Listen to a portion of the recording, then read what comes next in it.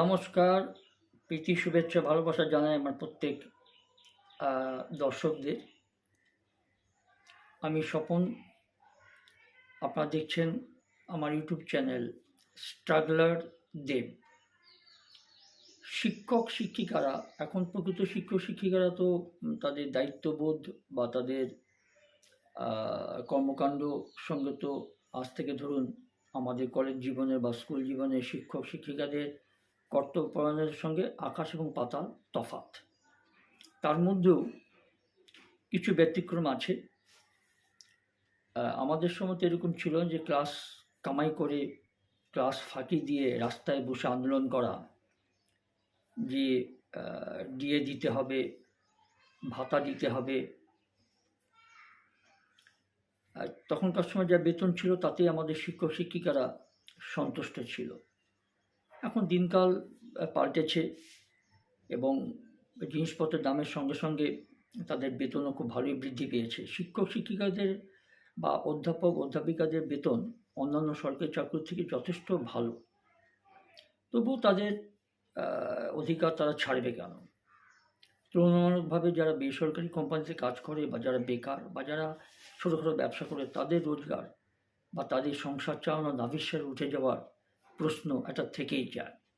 এর মধ্যেও কিছু সরকারি শিক্ষক বা শিক্ষিকারা, এর আগেও আমি এই সম্পর্কে এই বিষয়ে ভিডিও করেছি আমার ইউটিউবে, আজকেও সেই রকম সঙ্গে একজন করব, যে একজন শিক্ষক তার বেতন বাড়াতে হবে কি তাকে ডিএ বাড়াতে হবে, অন্য সুবিধা দিতে হবে বলে রাস্তায় আন্দোলন করার পর থেকে তিনি মানসিকতা সরিয়ে রেখে তিনি তার স্কুল যত বছর তিনি চাকরি করে, স্কুলটা তার নিজেরও নয়, তিনি নিজেও জানেন যে এটা স্কুলটা আমার নয় বা আমার পৈতৃক সম্পত্তি নয়, রিটায়ার হলে সেই স্কুল ছেড়ে আমাকে চলে যেতে হবে। কিন্তু তার সেই সুন্দর মানসিকতা এবং শিক্ষক সুলভ যে মানসিকতা, এই শ্রদ্ধাটা পারিপার্শ্বিক ছাত্রছাত্রীদের এবং অভিভাবকদের, গ্রামবাসীদের একটা শ্রদ্ধা আদায় করে নেয়।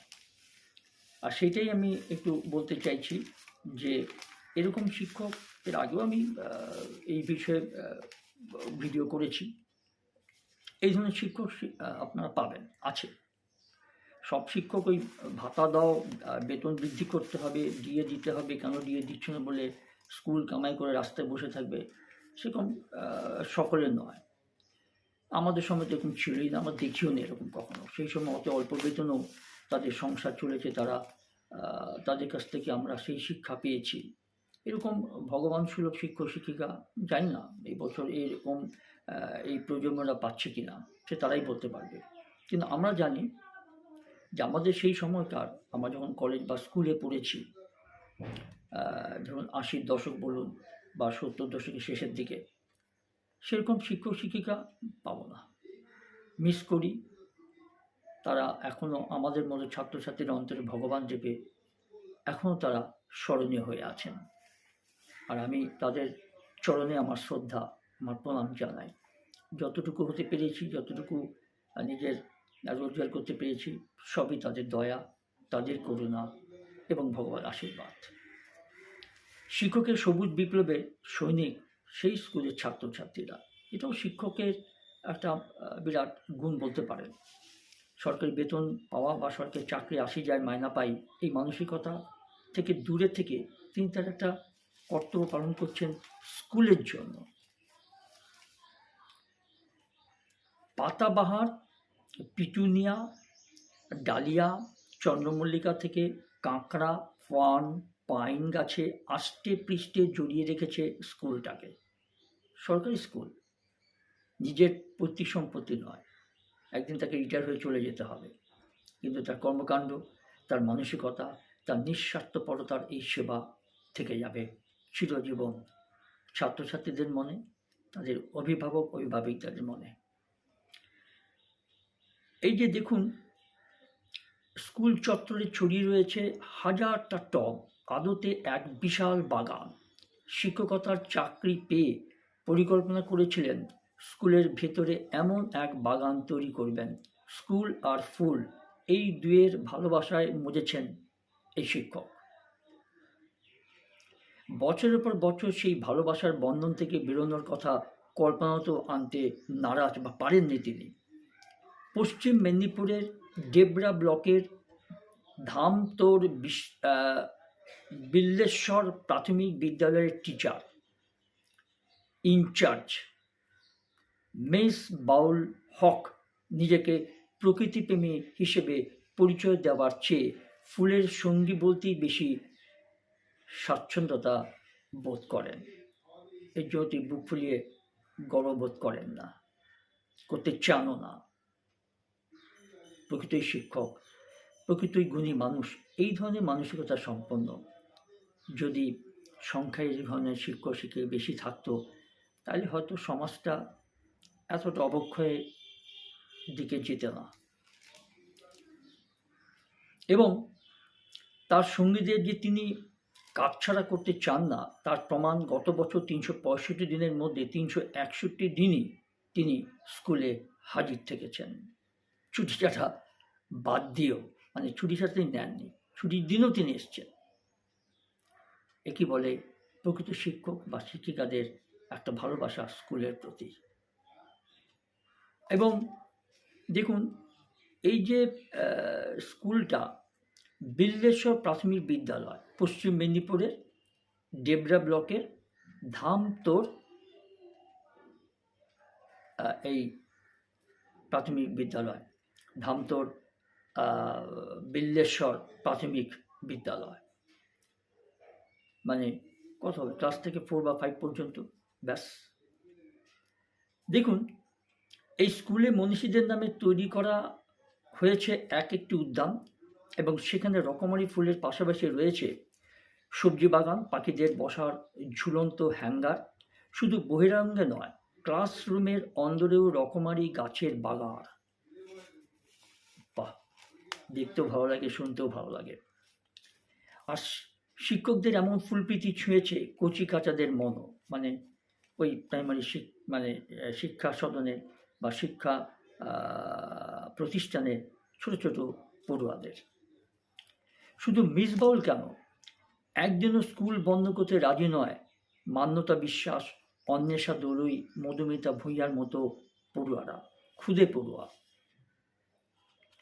তাদেরও মন পড়ে থাকে বাগানে, যদি কেউ ফুল ছিঁড়ে নেয়, কেউ যদি গাছের ডালা ভেঙে দেয়। মিস বাউল বলেন যে গাছের পরিচর্যার জন্য ছুটির দিনও আমাকে স্কুলে আসতে হয়, আর গাছ ভালোবেসে ওরাও স্কুল বন্ধ করতে রাজি নয়, সেই ছোট্ট পড়ুয়ারা। এই যে ছোট পড়ুয়াদের এই যে শিশু মনটাকে এই কাজে বাধ্য করানো, ভালোবেসে, এই ধরনের শিক্ষকের অবশ্যই কৃতিত্ব আছে, তাকে আমার তরফ থেকে স্যালুট। এবং অভিভাবক শেফালি ভূঁইয়া, বিশ্বজিৎ আদকদের কথায় পড়ুয়াদের স্কুলের প্রতি এই টান সম্ভব হয়েছে এই মিস বাউল মাস্টারের জন্য, এই শিক্ষকের জন্য।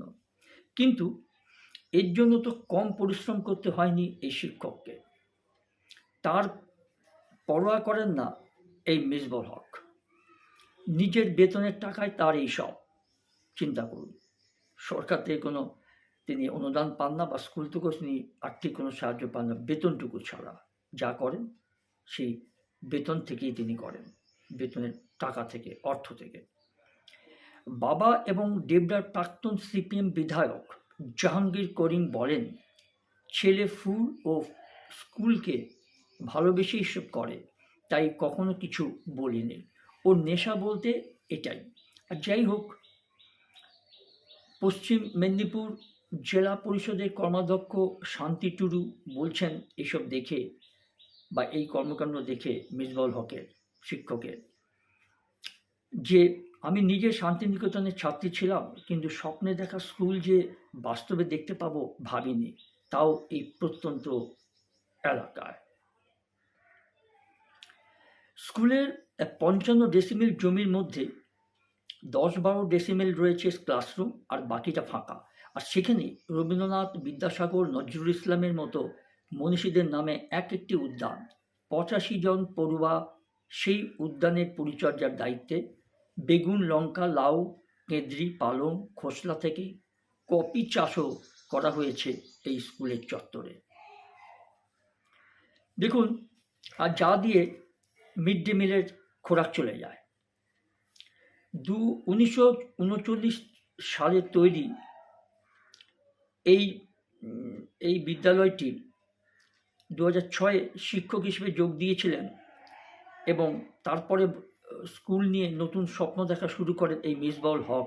বাগান এবং পার্ক করার পরে মনে হয়েছিল পাখির কিচিরমিচির ছাড়া কি প্রকৃতি আসল রূপ বোঝা যায়? সত্যি তো তাই, বোঝা তো যায় না। কজন বোঝে স্বার্থপর সমাজে, এই স্বার্থপর জগতে খালি অর্থ অর্থ অর্থ ছাড়া আর কিছু আছে?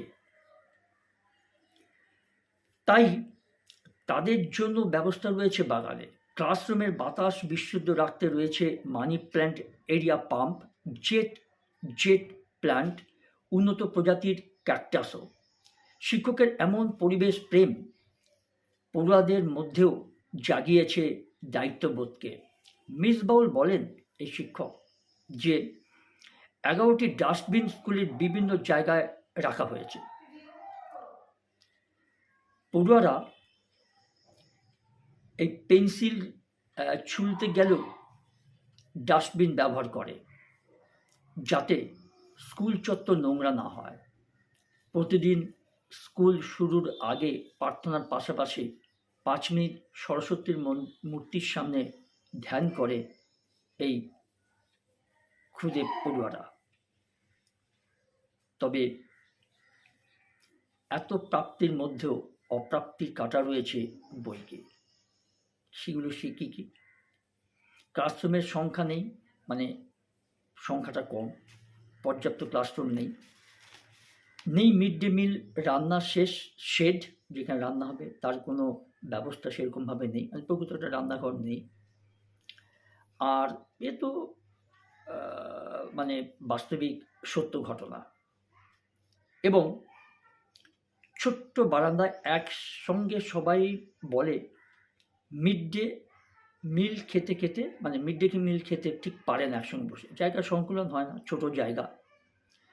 এই নিয়ে জেলা প্রাথমিক শিক্ষা সংসদের চেয়ারম্যান অনিমেষ দে বলছেন যে স্কুলটি সত্যি বেশ সাজানো গোছানো। আমরা চেষ্টা করব যাতে দ্রুত অতিরিক্ত ক্লাসরুম তৈরির টাকা পাওয়া যায়। আপাতত সেই দিকেই তাকিয়ে আছে এই মিসবাউলের মতো শিক্ষকরা এবং তার শিষ্যরা, মানে ছাত্রছাত্রীরা। দেখা যাক বর্তমান সরকার এই স্কুলের সম্বন্ধে বা এই স্কুলের বিষয়ে কতটুকু উন্নতি করে। বর্তমান পরিস্থিতি তাই তো দেখছি, স্বার্থপর সমাজ, একজন আরেকজনকে ল্যাং মেরে কী করে টপকে যাবে, কে কার কত পরচর্চা পরনিন্দা করতে পারবে, কে কাকে কতটা মিথ্যা অপবাদে ফাঁসাতে পারবে, সেই প্রতিবাদটাই চলছে, সেই প্রতিযোগিতাটাও চলছে।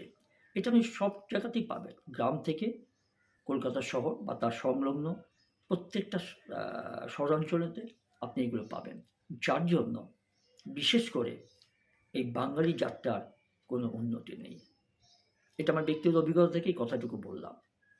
ভালো থাকবেন, সুস্থ থাকবেন। আজ এই পর্যন্ত।